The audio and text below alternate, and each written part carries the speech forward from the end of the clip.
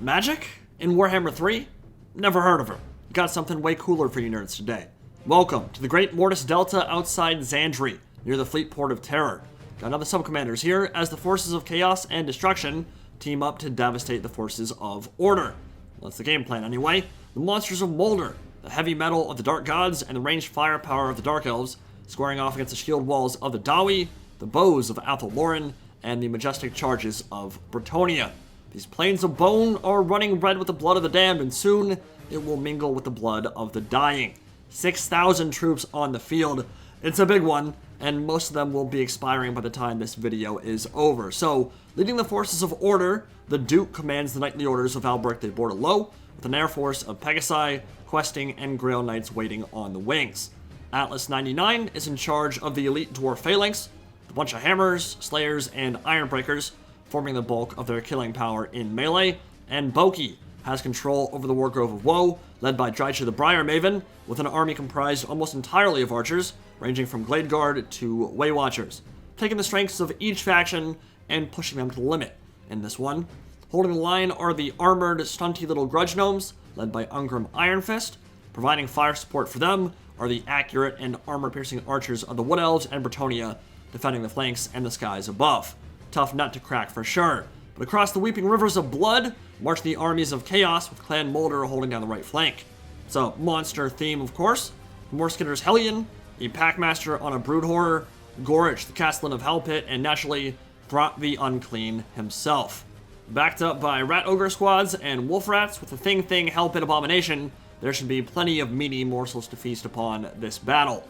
For Bagel of War and the Army of Chaos, Archaon the Everchosen and a small squad of Chaos Knights provide some close support to the Moulder Menagerie, but the bulk of their force is made up of infantry, including warriors and chosen.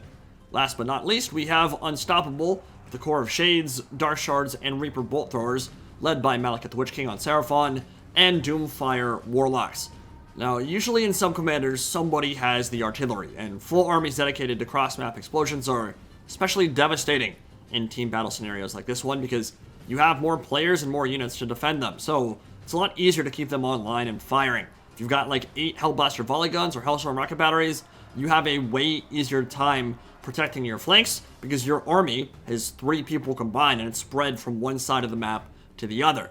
This particular battle, though, neither side really has the benefit of artillery. Reaper Bolt Throwers are not an artillery piece that puts a lot of pressure on enemy forces, so the approach will be somewhat peaceful, which doesn't really make the Marauders feel any better about what's going on. Anything that enters the cone of fire of Way Watchers, Deepwood Scouts, and Glade Guard with Starfire Shafts will be feeling it in the morning for sure, but most of the armies on both sides will be relatively unscathed by the time melee is joined. Malekith on Seraphon, waiting to pop some Soul Stealers on the blobs that will inevitably develop as this battle progresses, and Moulder moving up on the right flank, while on the left, Marauders with great weapons being torn asunder by all that focus fire. Now, I'd argue in a 3v3 scenario, you really want to be saving all of your volleys for the high value targets because there are a lot of them in team battles, and you can make it a lot easier for your squad simply by picking and choosing your targets wisely, keeping mobile and sniping out dragons, monsters, chosen, and other expensive creatures. But it's maybe not the worst thing in the world to expend a couple rounds of ammunition clearing out the chaff and making it easier for your front line to break through. In the background there, Slave Rats just evaporated to an Ironbreaker blasting charge volley. That was quite smexual. And you can see Moulder's putting a lot of pressure on the dwarf left flank, ready to overload that with the help of Archaon and his Chaos Knights. So Bretonnia and the dwarfs in particular gonna have to put a lot of their forces over on that side to slow down the momentum, because if Seraphon joins the party, particularly with all that terror and all that mobility, it's gonna be very hard to hold back the tides. Ironbreaker volley coming in right up the center.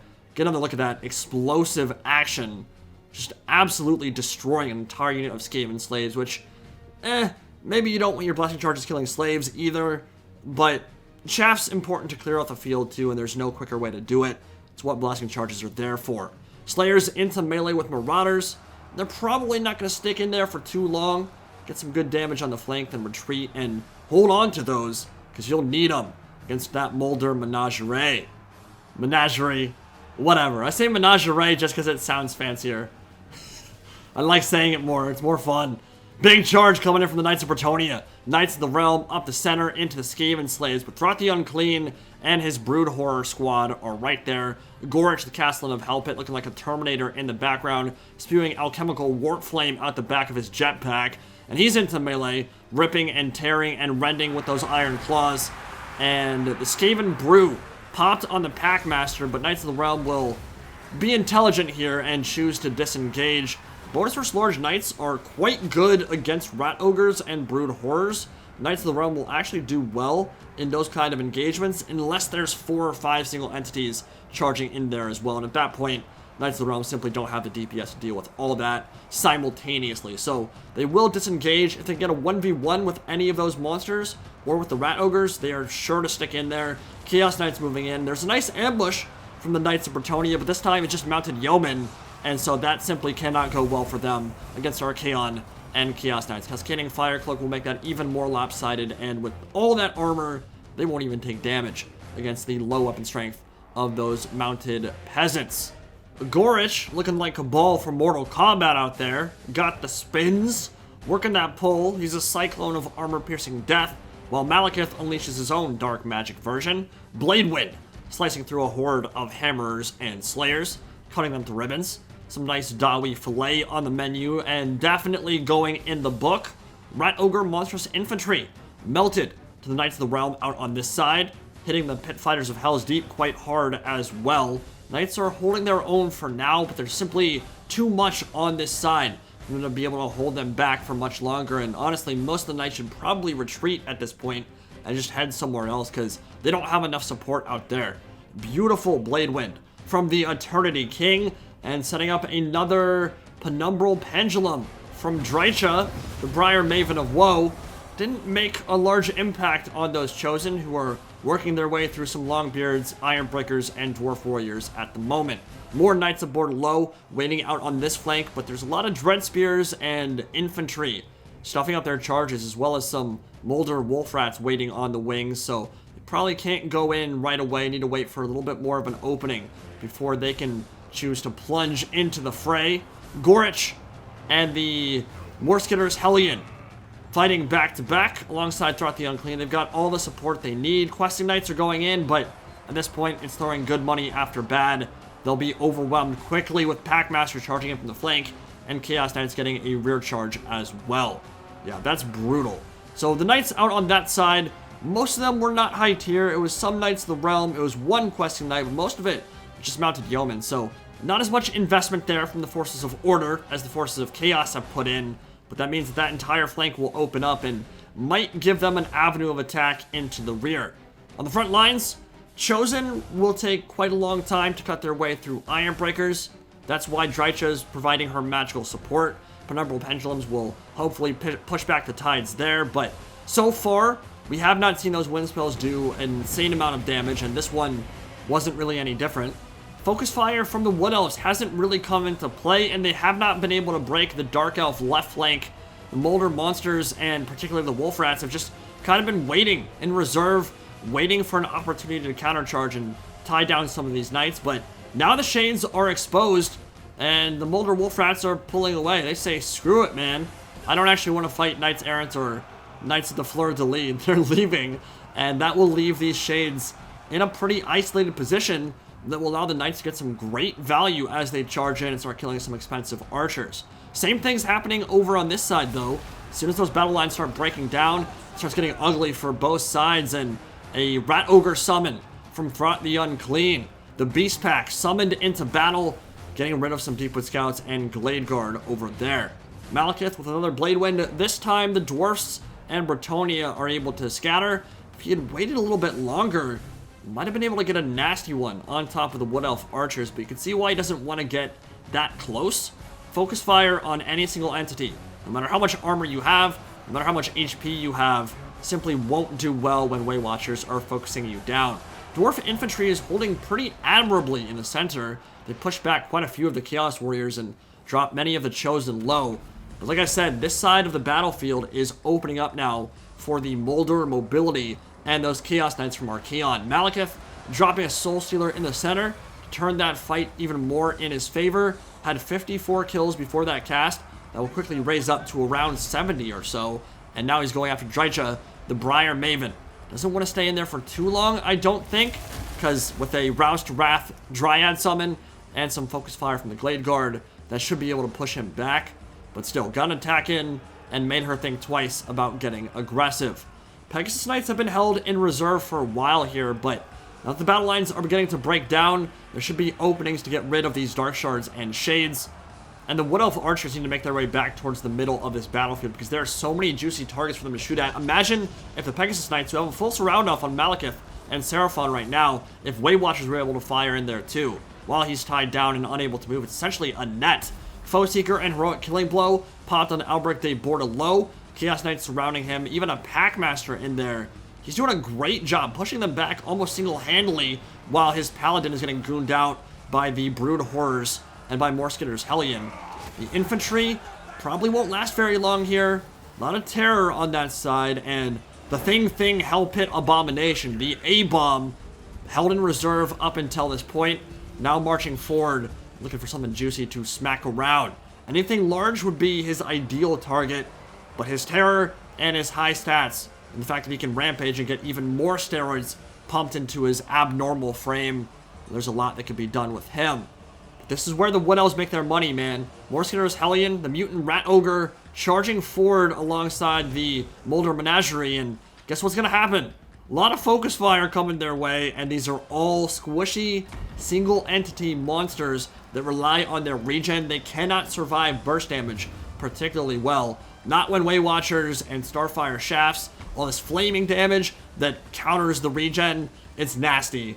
Already, Mutant Rat Ogre breaks off, and he might die to that Focus Fire. Some of the Brood Horrors and Gorsh, the Castellan of Hellpit, did manage to make it in, but there's just so many archers back here. The single entities, they don't have enough bodies back there to tie all the archers down, and they're getting punished heavily for it. Burning Head going down while Chosen, Slayers, and Longbeards fight to the death.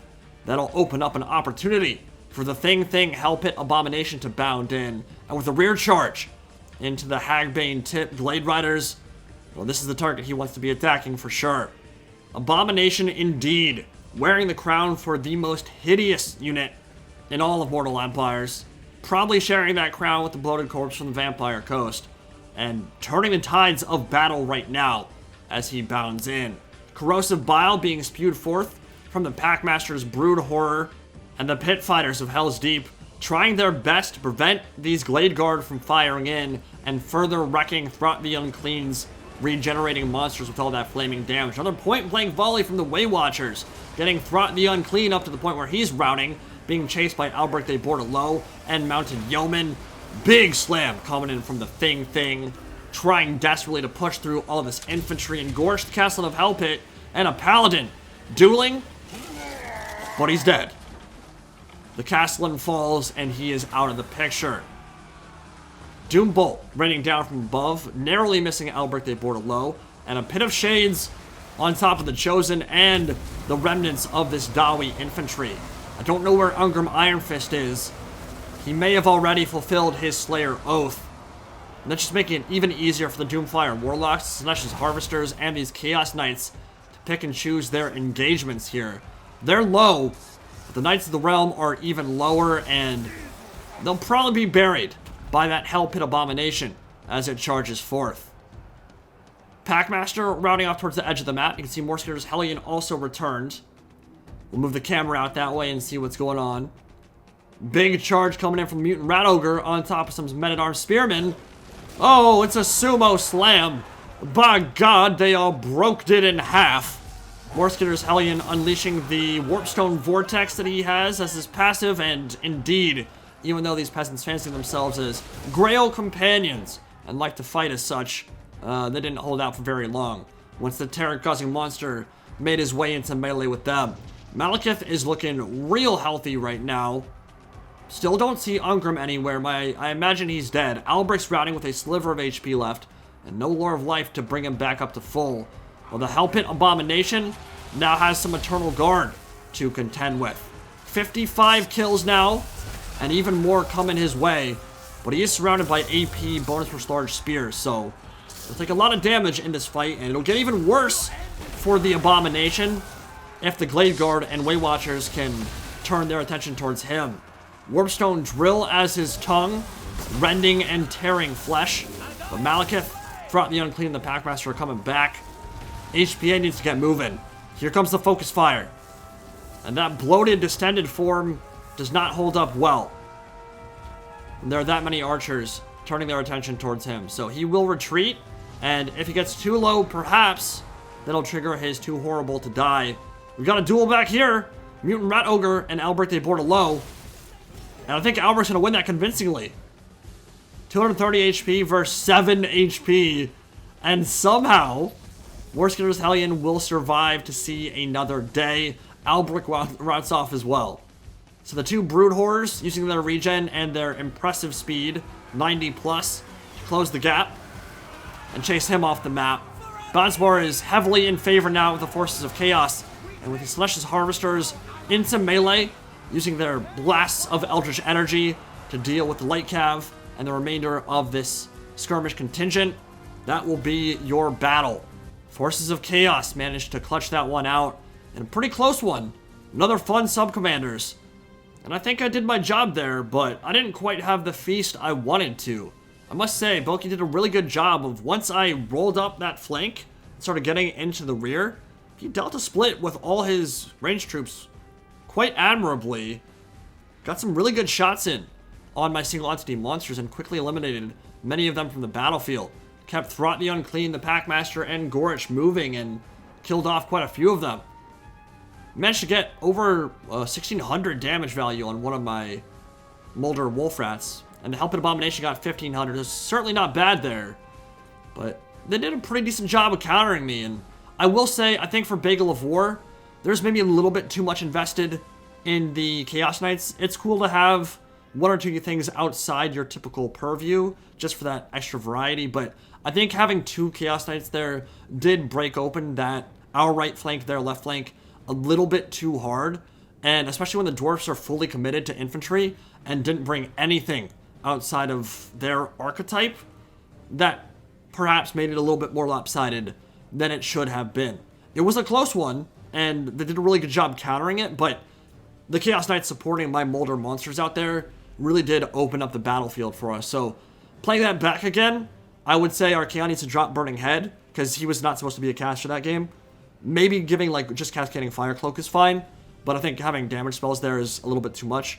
We usually agree to one caster per team, and Malekith was our caster, and then probably drop a Chaos Knight there too. The flip side to that argument, though, is that the Wood Elves are substantially better from a skirmish perspective than the Dark Elves are. When you bring a full stack of Way Watchers and armor-piercing cheap archers, that's going to be way more impactful than what the Shades or the Dark Shards can do, simply because they're so far outranged.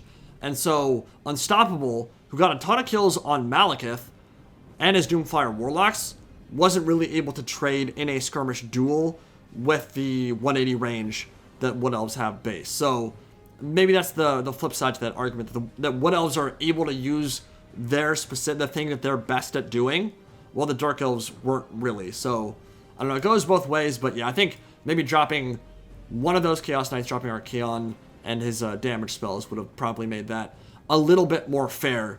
The front line for Chaos was beastly. Chosen, just all over 150 kills, just killing the game.